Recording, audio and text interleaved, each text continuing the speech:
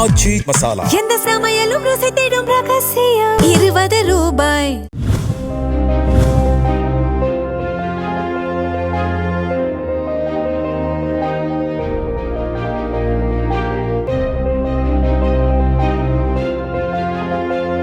தஞ்சாவூர் மாவட்டம் திருவிடைமருதூர் தொகுதி திமுக வேட்பாளர் அமைச்சர் கோவி செழியனை ஆதரித்து திருப்பனந்தாளில் விசிக தலைவர் திருமாவளவன் பிரச்சாரம் செய்தார். தலித் மற்றும் சிறுபான்மை ஓட்டுகளை பிரிப்பதற்காக பாஜகவால் விஜய் களமிறக்கப்பட்டிருப்பதாக திருமாவளவன் குற்றஞ்சாட்டினார்.